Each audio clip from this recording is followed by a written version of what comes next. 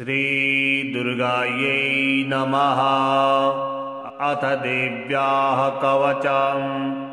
ॐ अस्य श्री चण्डीकवचस्य ब्रह्मा ऋषिः अनुष्टुप् छन्दः चामुण्डा देवता अङ्गन्या सोक्तमातरो बीजम् दिग्बन्धदेवतास्तत्त्वम् श्रीजगदम्बापीत्यर्थे सप्तशती पाठाङ्गत्वेन पाठे विनियोगः। ॐ नमः चण्डिकायै। मार्कण्डेय उवाच ॐ यद्गुह्यं परमं लोके सर्वरक्षाकरं नृणां यन्न कस्यचिदाख्यातं तन्मे ब्रूहि पितामह।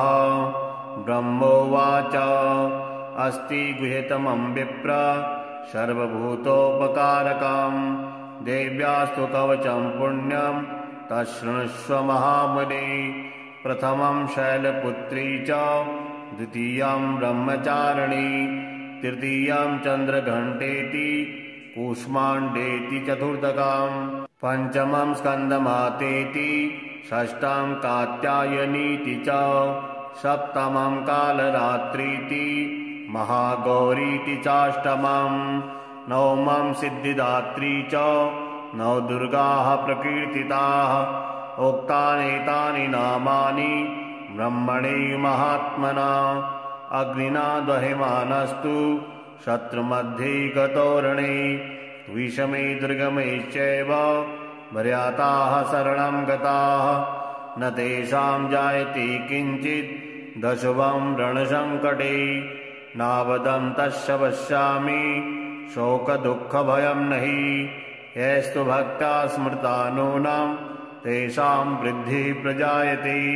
ये त्वां स्मरन्ति देवेशि रक्षसे तान् संशयः प्रेतसंस्था तु चामुण्डा वाराही महिषासना ऐन्द्रियगतसमारूढा वैष्णवी गरुडासना माहेश्वरी वृषारूढा कौमारी शिखवाहना लक्ष्मीः पद्मासना देवी पद्महस्ता हरिप्रिया श्वेतरूपधरा देवी ईश्वरी वृषवाहना ब्राह्मी हंसमारूढा सर्वाभरणभूषिता इत्येता मातरः सर्वा सर्वयोगसमन्विता नानाभरणसौभाग्या नानारत्नोपशोभिताः दृश्यन्ते रथमारूढा देव्यः क्रोधसमाकुलाः शङ्खं चक्रं गदां शक्तिं हलं च मुशलायुधां खेटकं तोमरं चैव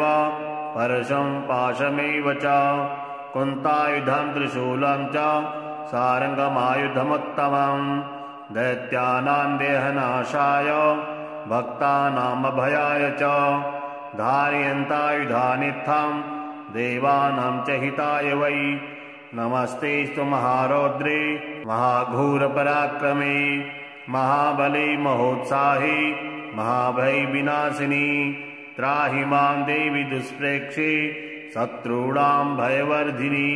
प्राच्यां रक्षत मामेन्द्री आग्नेयामग्निदेवता दक्षिणेवत वाराही नैऋत्यां खड्गधारिणी प्रतीचां वारिणी रक्षेत् वायव्यां मृगवाहिनी उदीच्यां पादकौमारी ऐशान्यां शूलधारिणी ऊर्ध्वं ब्रह्माणि मे रक्षेत् धस्ताद् वैष्णवी तथा एवं दशदिशो रक्षे चामुण्डा सौवाहना जया मे चाग्रतः पातु विजया पातु पृष्ठितः अजिता वामपार्श्वे तु दक्षिणे चापराजिता शिखामुद्योतिनी रक्षे धूमामूर्ध्नि व्यवस्थिता मालाधरीरलाटे च भ्रुवो रक्षे यशस्वनी त्रिनेत्रा च भूर्मध्ये यं घण्टा च नासिके शङ्खनी चक्षुषोर्मध्ये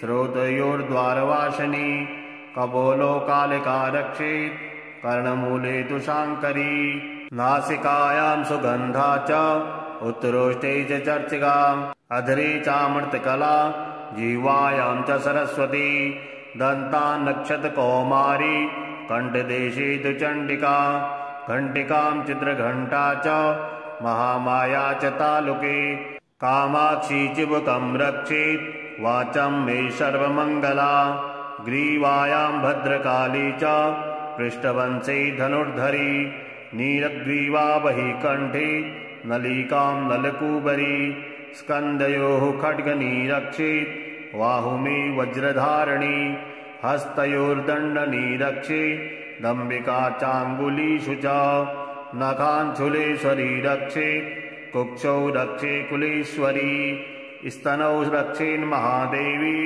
मनः शोकविनाशिनी हृदये ललिता देवी उदरे शूलधारिणी नाभौ च कामिनी रक्षेत् गुह्यां गुह्येश्वरी तथा पूतना कामेढं गुदे महिषवाहिनी कट्यां भगवती रक्षेत् जाननी विन्ध्यवासिनी जङ्घे महाबला रक्षेत् सर्वकामप्रदायिनी गुल्फयोर्नारसिंही च पादपृष्ठे तु तेजसी पादाङ्गुलीषु श्रीरक्षेत् पादाधस्तलवासिनी नखाद्रष्टा कराली च केशाश्चैवोर्ध्वकेशिनी रोमकूपेषु कोवेरी त्वचं वागीश्वरी तथा रक्तमज्जावसामासान् स्तिमेदांसि पार्वती अनन्त्राणि कालरात्रिश्च पित्तं च मुकुटेश्वरी पद्मावती पद्मकोशे कभे चूडामणिस्तथा ज्वालामुखी नखज्वाला वेद्या सर्वसन्धिषु शुक्रं ब्रह्माणि मे रक्षे छायां छत्रेश्वरी तथा अहङ्कारं मनोबुद्धिं रक्षन् मे धर्मधारिणी प्राणापानौ तथा व्याना मूलानां च समानकां वज्रहस्ता च मे रक्षेत् प्राणं कल्याणशोभना रसे रूपे च गन्धे च शब्दे स्पर्शे च योगिनी सत्त्वं रजमश्चैव रक्षेन्नारायणी सदा आयुरक्षतु वाराही धर्मं रक्षतु वैष्णवी यशः कीर्तिं च लक्ष्मीं च धनं विद्यां च चक्रणी गोत्रमिन्द्राणि मे रक्षेत् वसून् मे रक्ष चण्डिके पुत्रान् रक्षेन्महालक्ष्मीर्भार्यां रक्षतु भैरवी पन्थानां सुभता रक्षेन् मार्गं क्षेमकरी तथा राजद्वारे महालक्ष्मीर्विजया सर्वतः स्थिता रक्षाहीनं तु यत्स्थानं वर्जितं कवचेन तु तत्सर्वं रक्ष मे देवी जयन्ती पापनाशिनी पदमेकं न गच्छेतु यदिच्छेतु भवात्मनः कवचेनावृतो नित्यं यत्र यत्रैव गच्छति तत्र तत्रार्थलाभश्च विजयः सर्वकामिकः यं यं चिन्तयते कामं तं तं प्राप्नोति निश्चितम् परमेश्वरमतुलं प्राप्स्यति भूतले पुमान् निर्भयो जायते मर्त्यः सङ्ग्रामेष्वपराजितः त्रैलोके तु भूत्पूज्यः कवचेनावृतः पुमान् इदं तु देव्याः कवचं देवानामविदुर्लभम् यः पठेत् प्रियतो नित्यं त्रिसन्ध्यं श्रद्धयान्वितः दैवी कला भवेत् तस्य त्रैलोक्येष्वपराजितः जीवेत वर्षशतं साग्रमपमृत्युविवर्जितः नश्यन्ति व्याधयः सर्वे लूटाभिस्फोटकादयः स्थावरं जङ्गमं चैव कृत्रिमं चाभियद्विषम् अभिचाराणि सर्वाणि मन्त्रयन्त्राणि भूतले भूचराखेचराश्चैव जलजाश्चोपदेशिकाः सहजाकुलजामाला डाकिनी शाकिनी तथा अन्तरिक्षचराघोरा डाकिन्नश्च महाबलाः ग्रहभूतपिशाचाश्च यक्षगन्धर्वराक्षसाः ब्रह्मराक्षसबेतालाः कूष्माण्डा भैरवादयः नश्यन्ति दर्शनात्तस्य कवचे हृदि संस्थिते मानो नतिर्भैराग्यस्तेजो वृद्धिकरं परम् यशसा वर्धते सोऽपि कीर्तिमण्डितभूतले जपेत सप्तशतीं चण्डीं कृत्वा तु कवचं पुरा यावत् भूमण्डलं धत्ते शशैलवनकाननम् तावतिष्ठति मेदिन्याम् सन्ततिः पुत्रपौत्रकी देहान्ते परमं स्थानम् यस्सुरेरपि दुर्लभाम् प्राप्नोति पुरुषो नित्याम् महामायाप्रसादतः लभते परमं रूपम् शिवेन सह मोदते। श्रीजगदम्बार्पणमस्तु। अथ श्री अर्गलास्तोत्रम्। ॐ अस्य श्री अर्गलास्तोत्रमन्त्रस्य विष्णुऋषिः अनुष्टुप् छन्दः श्रीमहालक्ष्मीर्देवता श्रीजगदम्बा प्रीतये सप्तशती पाठाङ्गत्वेन पाठे विनियोगः। ॐ नमः चण्डिकायै। मार्कण्डेय उवाच ॐ जयन्ती मङ्गलाकाली भद्रकाली कपालिनी दुर्गा क्षमा शिवा धात्री स्वाहा स्वधा नमोऽस्तुते। जय त्वं देवी चामुण्डे जय भूतार्तिहारिणी जय सर्वगते देवी कालरात्रि नमोऽस्तुते। मधुकैढवविद्रावी विधातृवरदे नमः। रूपं देहि जयं देहि यशो देहि दिशो जहि महिषासुरनिर्णासि भक्तानां सुखदे नमः। रूपं देहि जयं देहि यशो देहि दिशो जहि रक्तबीजवधे देवी चण्डमुण्डविनाशिनी रूपं देहि जयं देहि यशो देहि दिशो जहि शुम्भस्यैव न शुम्भस्य धूर्माक्षस्य च मर्दिनी रूपं देहि जयं देहि यशो देहि दिशो जहि वन्दिताङ्घ्रियुगे देवी सर्वसौभाग्यदायिनी रूपं देहि जयं देहि यशो देहि दिशो जहि अचिन्त्यरूपचरिते सर्वशत्रुविनाशिनी रूपं देहि जयं देहि यशो देहि दिशो जहि नतेभ्यः सर्वदा भक्त्या चण्डिके दुरितापहे रूपं देहि जयं देहि यशो देहि दिशो जहि स्तुवद्भ्यो भक्तिपूर्वं त्वां चण्डिके व्याधिनाशिनी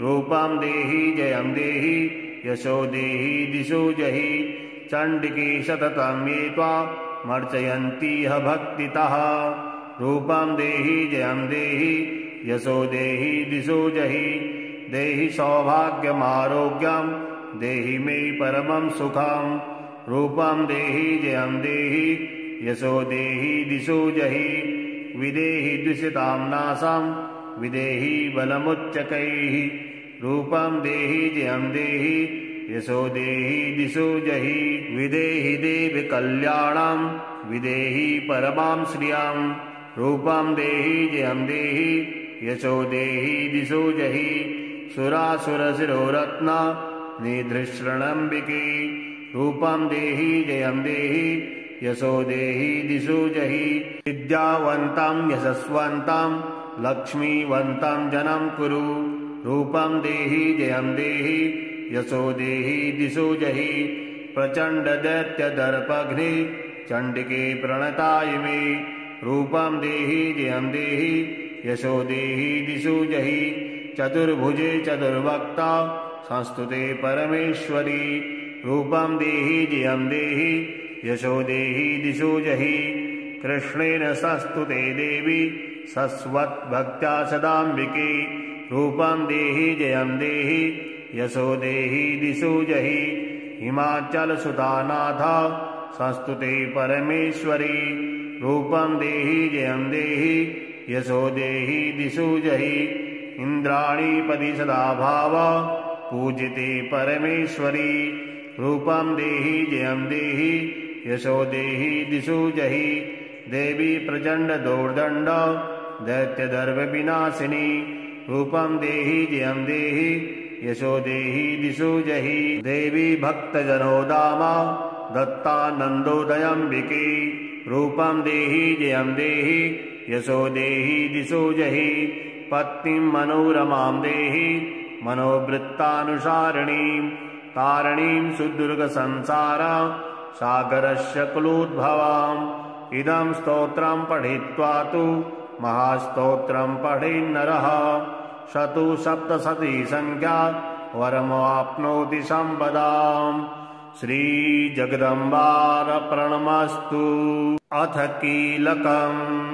ॐ अस्य श्री कीलकमन्त्रस्य शिवऋषिः अनुष्टुप् छन्दः श्रीमहासरस्वती देवता श्रीजगदम्बाप्रीत्यर्थम् सप्तशती पाठाङ्गत्वेन पाठे विनियोगः। ॐ नमः चण्डिकायै। मार्कण्डेय उवाच। ॐ विशुद्धज्ञानदेहाय त्रिवेदी दिव्यचक्षुषे श्रेयः प्राप्तिनिमित्ताय नमः सोमार्धधारिणे सर्वमेतद्जानीयान् मन्त्राणामभिकीलकाम् सोमक्षेमवाप्नोति सततं जाप्यतत्परः। सिद्ध्यन्तु चाटनादीनि वस्तूनि सकलान्यपि एतेन स्तुवतां देवी स्तोत्रमात्रेण सिद्ध्यति। न मन्त्रो नौषधं तत्र न किञ्चिदभिविद्यते विना जापेन सिद्ध्येत सर्वमुच्चाटनादिकं समग्राण्यपि सिद्ध्यन्ति लोकसङ्गामिमां हरः। कृत्वा निमन्त्रयामास सर्वमेवमिदं शुभं स्तोत्रं वै चण्डिकायास्तु तच्च गुप्तं चकारसः। समाप्तिर्न पुण्यस्य तां यथा वनियन्त्रणां सोमक्षेमवाप्नोति सर्वमेव न संशयः। कृष्णायां वा चतुर्दश्याम् अष्टं वा समाहितः ददाति प्रतिगृह्णाति नैनथैषा प्रसीदति। इत्थं रूपेण कीलेन महादेवीन कीलतां यो निष्कीलां विधायेनां नित्यं जपति सस्फुटां स सिद्धः स गणः गन्धर्वो जायते नरः न चैवाप्यतस्तस्य वयं क्वापि ह जायते नापि मृत्युवशं याति मृतो मोक्षमवाप्नुयात्। ज्ञात्वा पराभ्य कुर्वीत न कुर्वाणो विनश्यति ततो ज्ञात्यैव सम्पन्ना मिदं प्राप्यते बुधै। सौभाग्यादि यत्किञ्चित् दृश्यते लललाजने तत्सर्वं तत्प्रसादेन तेन जाप्यमिदं शुभं। शयनेषु जप्यमानेऽस्मिन् स्तोत्रे सम्पत्तिरुच्चकैः भवत्येव समग्रापि ततः प्रारभ्यमेव तत्। ऐश्वर्यं यत्प्रसादेन सौभाग्यारोग्यसम्पदः शत्रुहानिः परो मोक्षः स्तूयते सा किञ्जनैः। श्रीजगदम्बार्पणमस्तु। अथ देव्याः कवचम्। ॐ अस्य श्री चण्डीकवचस्य ब्रह्मा ऋषिः अनुष्टुप् छन्दः चामुण्डा देवता अङ्गन्यासोक्तमातरो बीजम् दिग्बन्धदेवतास्तत्त्वम्। श्रीजगदम्बाप्रीत्यर्थे सप्तशती पाठाङ्गत्वेन पाठे विनियोगः। ॐ नमः चण्डिकायै। मार्कण्डेय उवाच। ॐ यद्गुह्यं परमं लोके सर्वरक्षाकरं नृणां यन्न कस्यचिदाख्यातं तन्मे ब्रूहि पितामह। ब्रह्मोवाच। अस्ति गुह्यतमं विप्र सर्वभूतोपकारकं देव्यास्तु कवचं पुण्यं तच्छृणुष्व महामुने। प्रथमं शैलपुत्री च द्वितीयं ब्रह्मचारिणी तृतीयं चन्द्रघण्टेति कूष्माण्डेति चतुर्थकम् पञ्चमं स्कन्दमातेति षष्ठं कात्यायनीति च सप्तमं कालरात्रीति महागौरीति चाष्टमम् नवमं सिद्धिदात्री च नवदुर्गाः प्रकीर्तिताः। उक्तानेतानि नामानि ब्रह्मणे महात्मना अग्निना दह्यमानस्तु शत्रुमध्ये गतो रणे विषमे दुर्गमे चैव भर्याताः शरणं गताः न तेषां जायते किञ्चित् दशवं रणसङ्कटे नावदन्तस्य पश्यामि शोकदुःखभयं नहि यस्तु भक्त्या स्मृता नूनं तेषां वृद्धिः प्रजायते ये त्वां स्मरन्ति देवेशि रक्षसे तान् संशयः प्रेतसंस्था तु चामुण्डा वाराही महिषासना ऐन्द्रियगतसमारूढा वैष्णवी गरुडासना माहेश्वरी वृषारूढा कौमारी शिखवाहना लक्ष्मीः पद्मासना देवी पद्महस्ता हरिप्रिया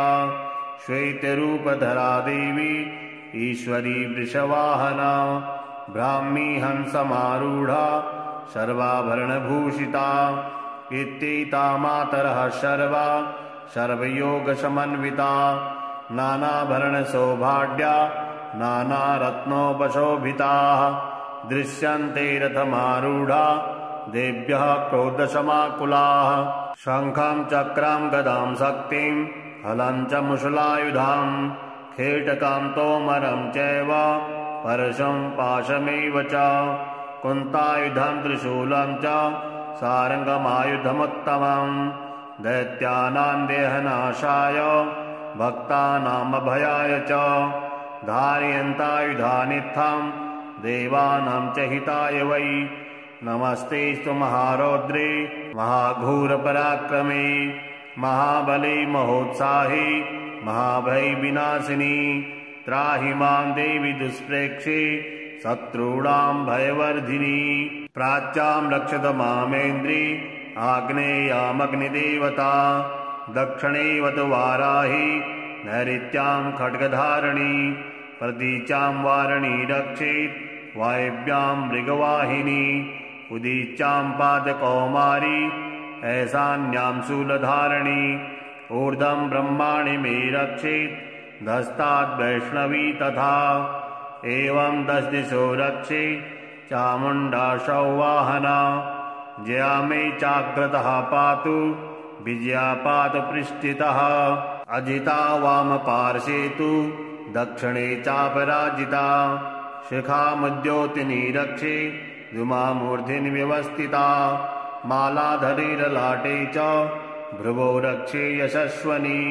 त्रिनेत्रा च भूर्मध्ये यं घण्टा च नासिके शङ्खनी चक्षुषोर्मध्ये श्रोतयोर्द्वारवासिनी कपोलो कालिका रक्षेत् कर्णमूले तु शाङ्करी नासिकायां सुगन्धा च उत्तरोष्टे च चर्चिका अधरे चामृतकला जिह्वायां च सरस्वती दन्तान् रक्षत कौमारी कण्ठदेशे तु चण्डिका घण्टिकां चित्रघण्टा च महामाया च तालुके कामाक्षी चिबुकं रक्षेत् वाचं मे सर्वमङ्गला ग्रीवायां भद्रकाली च पृष्ठवंशे धनुर्धरी नीलग्रीवा बहि कण्ठे नलिकां ललकूबरी स्कन्दयोः खड्गनी रक्षेत् बाहुमे वज्रधारिणी हस्तयोर्दण्डनी रक्षेत् दम्बिका चाङ्गुलीषु च नखाञ्छुलेश्वरी रक्षेत् कुक्षौ रक्षे कुलेश्वरी स्तनौ रक्षेन्महादेवी मनः शोकविनाशिनी हृदये ललिता देवी उदरे शूलधारिणी नाभौ च कामिनी रक्षेत् गुह्यां गुह्येश्वरी तथा पूतना कामेढं गुदे महिषवाहिनी कट्यां भगवती रक्षेत् जाननी विन्ध्यवासिनी जङ्घे महाबला रक्षेत् सर्वकामप्रदायिनी गुल्फयोर्नारसिंही च पादपृष्ठे तु तेजसी पादाङ्गुलीषु श्रीरक्षेत् पादाधस्थलवासिनी नखाद्रष्टा कराली च केशाश्चैवोर्ध्वकेशिनी रोमकूपेषु कौवेरी त्वचं वागीश्वरी तथा रक्तमज्जावसामासान् स्तिमेदांसि पार्वती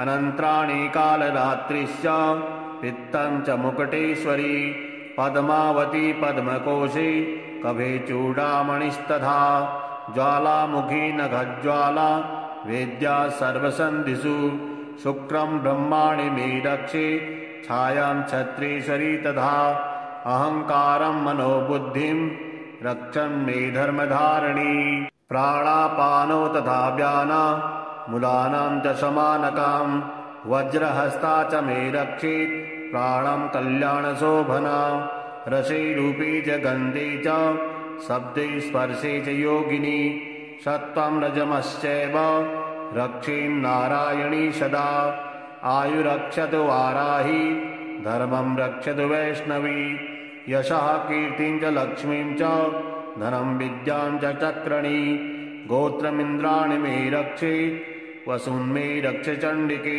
पुत्रान् रक्षेन् महालक्ष्मीर्भार्यां रक्षतु भैरवी पन्थानां सुभता रक्षेन् मार्गं क्षेमकरी तथा राजद्वारे महालक्ष्मीर्विजया सर्वतः स्थिता रक्षाहीनं तु यत्स्थानं वर्जितं कवचेन तु तत्सर्वं रक्ष मे देवी जयन्ती पापनाशिनी पदमेकं न गच्छेतु यदिच्छेतु भवात्मनः कवचेनावृतो नित्यं यत्र यत्रैव गच्छति तत्र तत्रार्थलाभश्च विजयः सर्वकामिकः यं यं चिन्तयते कामं तं तं प्राप्नोति निश्चितम् परमेश्वरमतुलं प्राप्स्यति भूतले पुमान् निर्भयो जायते मर्त्यः सङ्ग्रामेष्वपराजितः त्रैलोके तु भूत्पूज्यः कवचेनावृतः पुमान्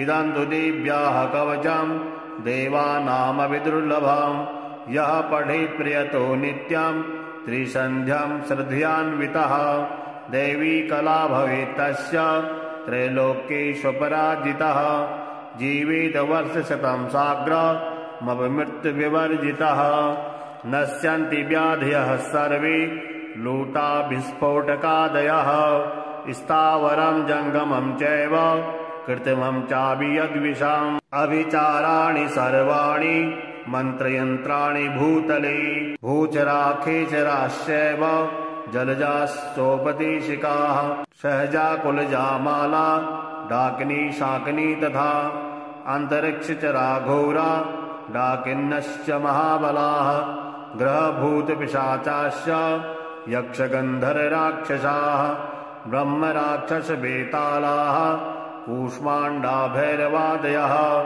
नश्यन्ति दर्शनात्तस्य कवचे हृदि संस्थिते मानो नतिर्भैराग्यस्तेजो वृद्धिकरं परम् यशसा वर्धते सोऽपि कीर्तिमण्डितभूतले जपेत सप्तशतीं चण्डीं कृत्वा तु कवचं पुरा यावत् भूमण्डलं धत्ते सशैलवनकाननं तावत्तिष्ठति मेदिन्यां सन्ततिः पुत्रपौत्रकी देहान्ते परमं स्थानं यस्सुरैरपि दुर्लभं प्राप्नोति पुरुषो नित्यं महामायाप्रसादतः लभते परमं रूपं शिवेन सह मोदते श्रीजगदम्बार्पणमस्तु।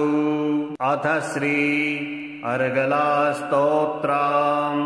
ॐ अस्य श्री अर्गलास्तोत्रमन्त्रस्य विष्णु ऋषिः अनुष्टुप् छन्दः श्रीमहालक्ष्मीर्देवता श्रीजगदम्बा प्रीतये सप्तशती पाठाङ्गत्वेन पाठे विनियोगः।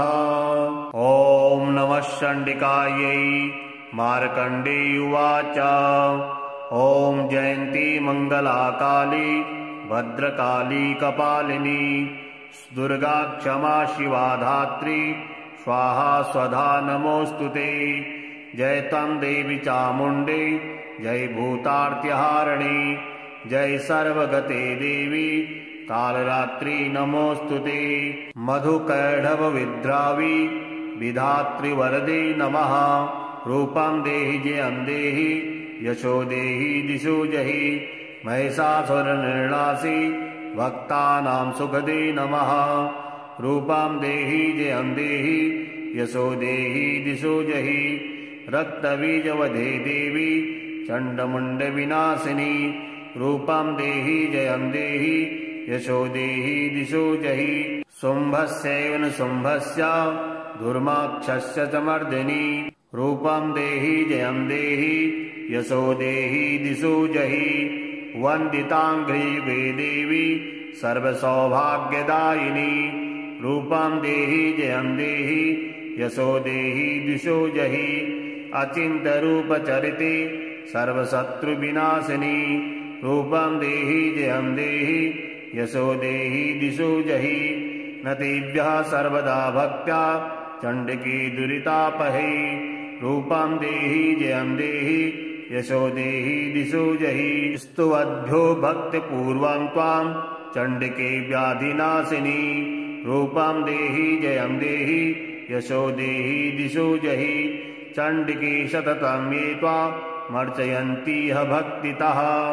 रूपं देहि जयं देहि यशो देहि दिशो जहि देहि सौभाग्यमारोग्यं देहि मे परमं सुखं रूपं देहि जयं देहि यशो देहि दिशो जहि विदेहि दुषितां नाशं विदेहि बलमुच्चकैः रूपं देहि जयं देहि यशो देहि दिशो जहि विदेहि देवि कल्याणं विदेहि परमां श्रियं रूपं देहि जयं देहि यशो देहि दिशो जहि सुरासुरशिरोरत्न निधृष्णम्बिके रूपं देहि जयं देहि यशो देहि दिशो जहि विद्यावन्तं यशस्वन्तं लक्ष्मीवन्तं जनं कुरु रूपं देहि जयं देहि यशो देहि दिशो जहि प्रचण्ड दैत्यदर्पघ्ने चण्डिके प्रणताय मे रूपं देहि जयं देहि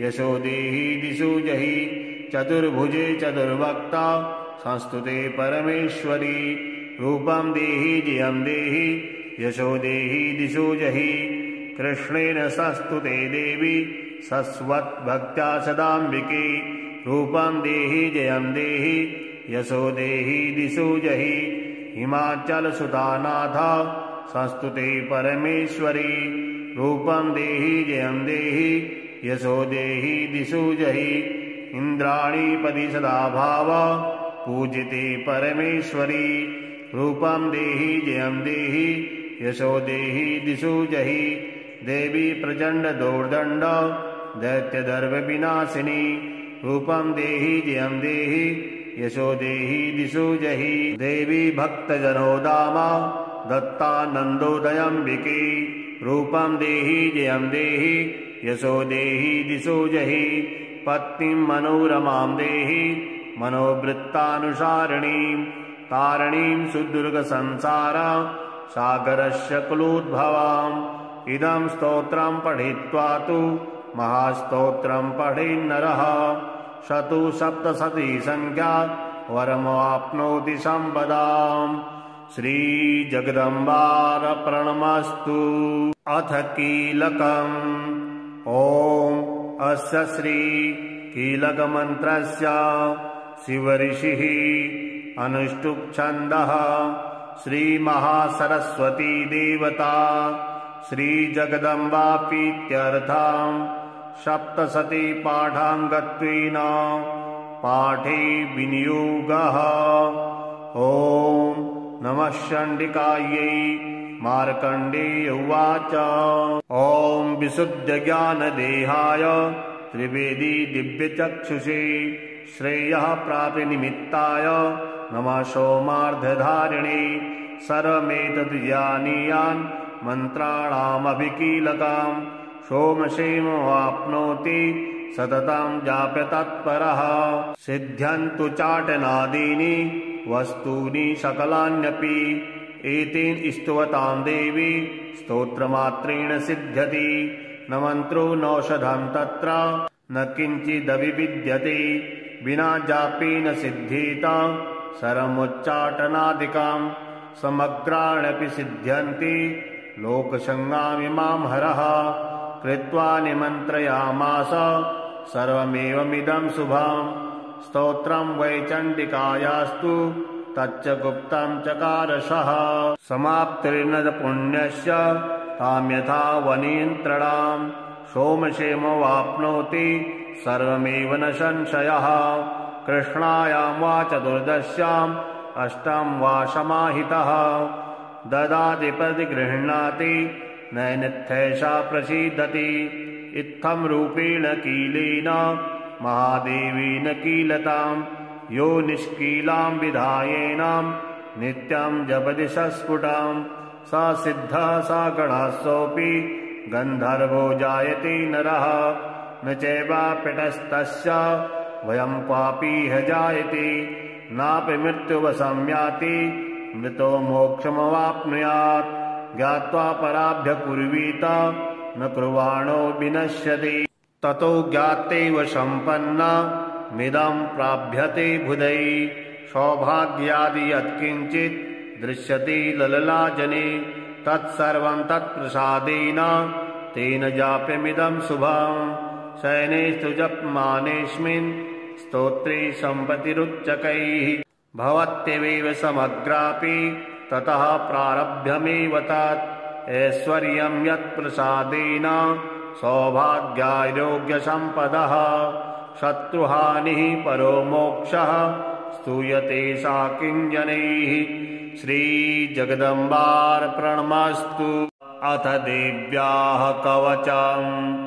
ॐ अस्य श्री चण्डीकवचस्य ब्रह्मा ऋषिः अनुष्टुप् छन्दः चामुण्डा देवता अङ्गन्यासोक्तमातरो बीजम् दिग्बन्धदेवतास्तत्त्वम् श्रीजगदम्बापीत्यर्थे सप्तशती पाठाङ्गत्वेन पाठे विनियोगः।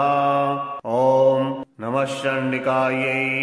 मार्कण्डेय उवाच ॐ यद्गुह्यं परमं लोके सर्वरक्षाकरं नृणां यन्न कस्यचिदाख्यातं तन्मे ब्रूहि पितामह। ब्रह्मोवाच अस्ति गुह्यतमं विप्र सर्वभूतोपकारकं देव्यास्तु कवचं पुण्यं तच्छृणुष्व महामुने। प्रथमं शैलपुत्री च द्वितीयं ब्रह्मचारिणी तृतीयं चन्द्रघण्टेति कूष्माण्डेति चतुर्थकं पञ्चमं स्कन्दमातेति षष्ठं कात्यायनीति च सप्तमं कालरात्रीति महागौरीति चाष्टमं नवमं सिद्धिदात्री च नवदुर्गाः प्रकीर्तिताः।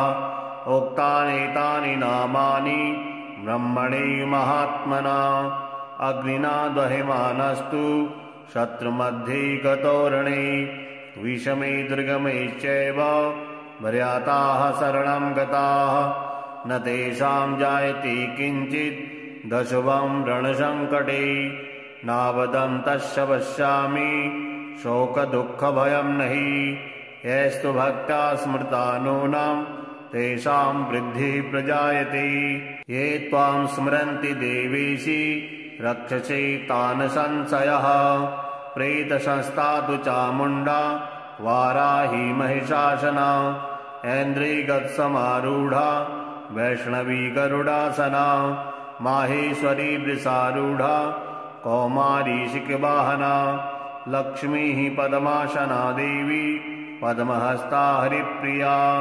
श्वेतरूपधरा देवी ईश्वरी वृषवाहना ब्राह्मी हंसमारूढा सर्वाभरणभूषिता इत्येता मातरः सर्वा सर्वयोगसमन्विता नानाभरणसौभाढ्या नानारत्नोपशोभिताः दृश्यन्ते रथमारूढा देव्यः क्रोधसमाकुलाः शङ्खं चक्रं गदां शक्तिं हलं च मुशलायुधां खेटकां तोमरं चैव परशुं पाशमेव च कुन्तायुधं त्रिशूलं च सारङ्गमायुधमुत्तमं दैत्यानां देहनाशाय भक्तानामभयाय च धारयन्तायुधानित्थं देवानां च हिताय वै नमस्तेस्तु महारौद्रे महाघोरपराक्रमे महाबले महोत्साहे महाभयविनाशिनी त्राहि मां देवि दुष्प्रेक्षे शत्रूणां भयवर्धिनी। प्राच्यां रक्षत मामेन्द्री आग्नेयामग्निदेवता। दक्षिणेवत वाराही नैऋत्यां खड्गधारिणी।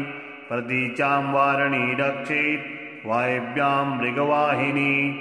उदीच्यां पादकौमारी ऐशान्यां शूलधारिणी। ऊर्ध्वं ब्रह्माणि मे रक्षेत् धस्ताद् वैष्णवी तथा। एवं 10 दिशो रक्षे चामुण्डा सौवाहना। जया मे चाग्रतः पातु विजया पादपृष्ठितः। अजिता वामपार्श्वे तु दक्षिणे चापराजिता। शिखामुद्योतिनी रक्षे द्युमामूर्ध्नि व्यवस्थिता। मालाधरीरलाटे च भ्रुवो रक्षे यशस्वनी।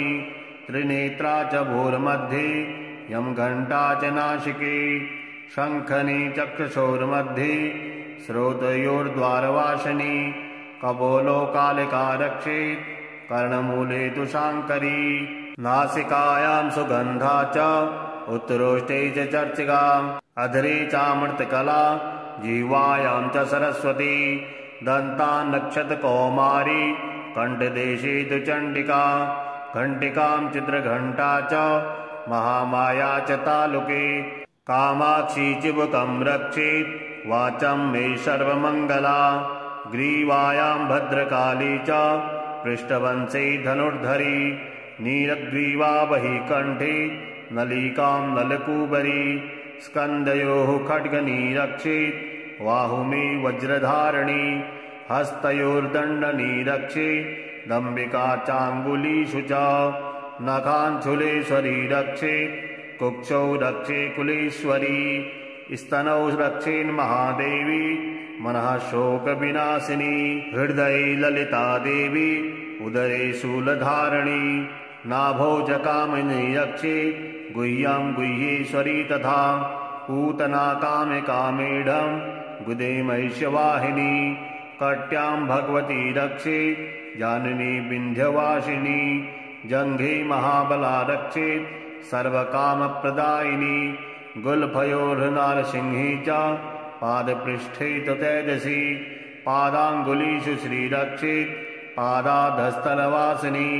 नखाद्रष्टा कराली च केशाश्चैवोर्ध्वकेशिनी। रोमकूपेषु कौवेरी त्वचं वागीश्वरी तथा। रक्तमज्जावसामासान् स्तिमेदांसि पार्वती। अनन्त्राणि कालरात्रिश्च पित्तं च मुकुटेश्वरी। पद्मावती पद्मकोशे कभे चूडामणिस्तथा। ज्वालामुखी नखज्वाला वेद्या सर्वसन्धिषु। शुक्रं ब्रह्माणि मे रक्षे छायां छत्रेश्वरी तथा। अहङ्कारं मनोबुद्धिं रक्षन् मे धर्मधारिणी। प्राणापानौ तथा व्याना मूलानां च समानकां। वज्रहस्ता च मे रक्षेत् प्राणं कल्याणशोभना। रसे रूपे च गन्धे च शब्दे स्पर्शे च योगिनी। सत्त्वं रजमश्चैव रक्षेन्नारायणी सदा। आयुरक्षतु वाराही धर्मं रक्षतु वैष्णवी। यशः कीर्तिं च लक्ष्मीं च धनं विद्यां च चक्रणी।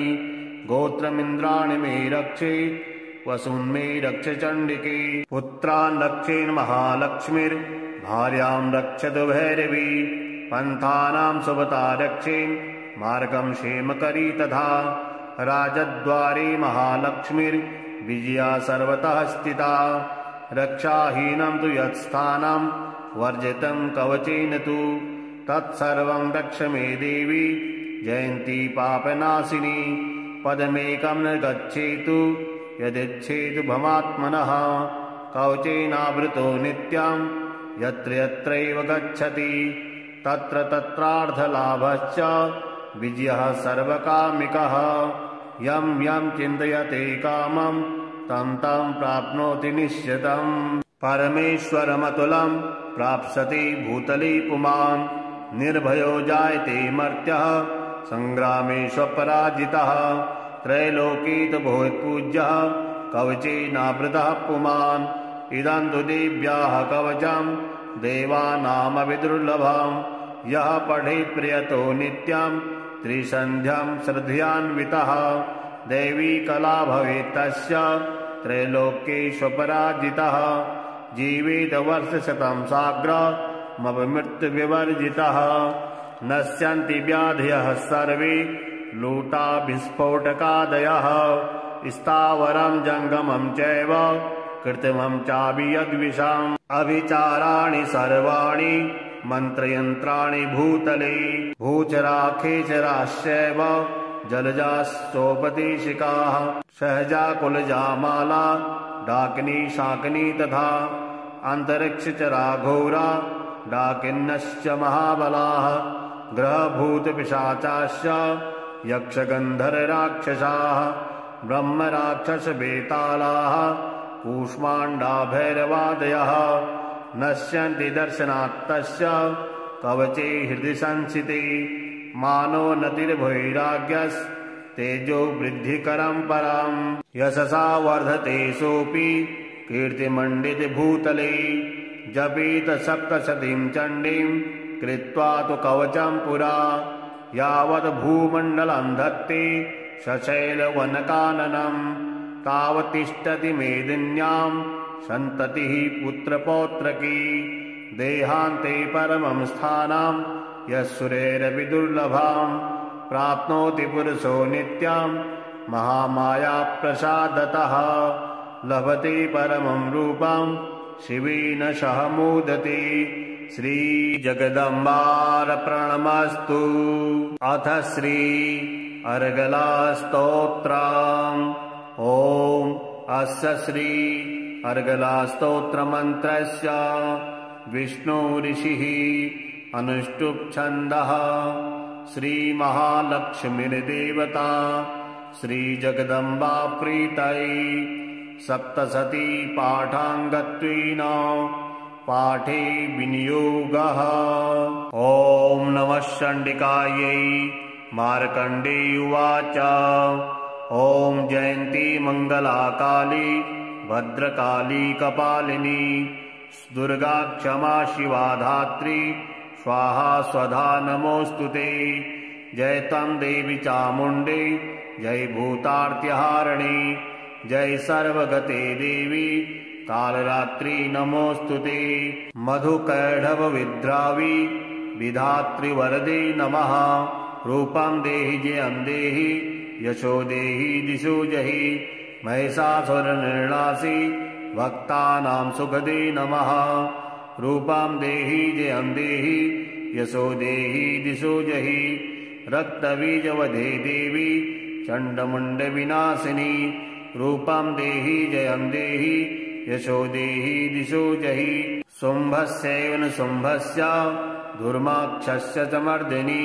रूपं देहि जयं देहि यशो देहि दिशो जहि वन्दिताङ्घ्रियुगे देवी सर्वसौभाग्यदायिनी।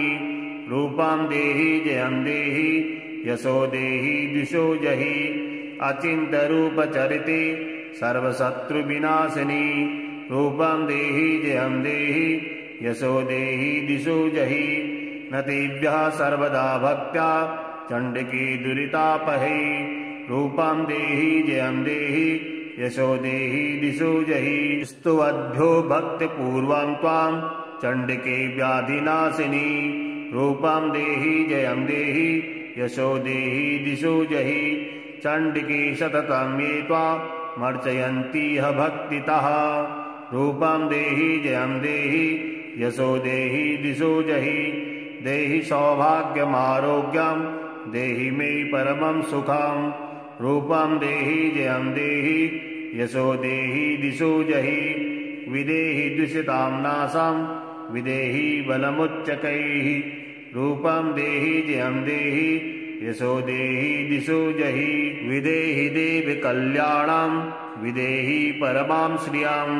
रूपं देहि जयं देहि यशो देहि दिशो जहि सुरासुरशिरोरत्न निधृशृणम्बिके। रूपं देहि जयं देहि यशो देहि दिशो जहि विद्यावन्तं यशस्वन्तं लक्ष्मीवन्तं जनं कुरु। रूपं देहि जयं देहि यशो देहि दिशो जहि प्रचण्ड दैत्यदर्पघ्ने चण्डिके प्रणतायिमे रूपं देहि जयं देहि यशो देहि दिशो जहि चतुर्भुजे चतुर्वक्ता संस्तुते परमेश्वरी रूपं देहि जयं देहि यशो देहि दिशो जहि कृष्णेन संस्तुते देवी सस्वद्भक्त्या सदाम्बिके रूपं देहि जयं देहि यशो देहि दिशो जहि हिमाचलसुतानाथ संस्तुते परमेश्वरी रूपं देहि जयं देहि यशो देहि दिशो जहि इन्द्राणीपदी सदा भाव पूजिते परमेश्वरी रूपं देहि जयं देहि यशो देहि दिशो जहि देवी प्रचण्ड दोर्दण्ड दैत्यदर्भविनाशिनी रूपं देहि जयं देहि यशो देहि दिशो जहि देवी भक्तजनोदामा दत्तानन्दोदयम्बिके रूपं देहि जयं देहि यशो देहि दिशो जहि पत्नीं मनोरमां देहि मनोवृत्तानुसारिणीं तारिणीं सुदुर्गसंसार सागरस्य कुलोद्भवाम् इदं स्तोत्रं पठित्वा तु महास्तोत्रं पठेन्नरः शतु सप्तशती संख्या वरमवाप्नोति सम्पदाम् श्रीजगदम्बार्पणमस्तु। अथ कीलकम् ॐ अस्य श्रीकीलकमन्त्रस्य शिवऋषिः अनुष्टुप् छन्दः श्रीमहासरस्वती देवता श्रीजगदम्बाप्रीत्यर्थम् सप्तशती पाठाङ्गत्वेन पाठे विनियोगः। ॐ नमः चण्डिकायै। मार्कण्डेय उवाच ॐ विशुद्धज्ञानदेहाय त्रिवेदी दिव्यचक्षुषे श्रेयः प्राप्तिनिमित्ताय नमः सोमार्धधारिणे सर्वमेतद् जानीयान् मन्त्राणामभिकीलकाम् सोमक्षेमवाप्नोति सततं जाप्य तत्परः सिद्ध्यन्तु चाटनादीनि वस्तूनि सकलान्यपि एतेन स्तुवतां देवी स्तोत्रमात्रेण सिद्ध्यति न मन्त्रो नौषधं तत्र न किञ्चिदभिविद्यते विना जापेन सिद्ध्येत सर्वमुच्चाटनादिकं समग्राण्यपि सिद्ध्यन्ति लोकसङ्गामिमां हरः कृत्वा निमन्त्रयामास सर्वमेवमिदं शुभं स्तोत्रं वै चण्डिकायास्तु तच्च गुप्तं चकारसः समाप्तिर्न पुण्यस्य तां यथा वनियन्त्रणां सोमक्षेमवाप्नोति सर्वमेव न संशयः कृष्णायां वा चतुर्दश्याम् अष्टं वा समाहितः ददाति प्रतिगृह्णाति नैनथैषा प्रसीदति इत्थं रूपेण कीलेन महादेवीन कीलतां यो निष्कीलां विधायेनां नित्यं जपति सस्फुटां स सिद्धः स गणः सोऽपि गन्धर्वो जायते नरः न चैवाप्यतस्तस्य वयं क्वापीह जायते नापि मृत्युवशं याति मृतो मोक्षमवाप्नुयात् ज्ञात्वा पराभ्यकुर्वीत न कुर्वाणो विनश्यति ततो ज्ञात्यैव सम्पन्ना मिदं प्राप्यते बुधै सौभाग्यादि यत्किञ्चित् दृश्यते लललाजने तत्सर्वं तत्प्रसादेन तेन जाप्यमिदं शुभं शयनेषु जप्यमानेऽस्मिन् स्तोत्रे सम्पत्तिरुच्चकैः भवत्येव समग्रापि ततः प्रारभ्यमेव तत् ऐश्वर्यं यत्प्रसादेन सौभाग्यारोग्यसम्पदः शत्रुहानिः परो मोक्षः स्तूयते सा किञ्जनैः। श्रीजगदम्बार्पणमस्तु।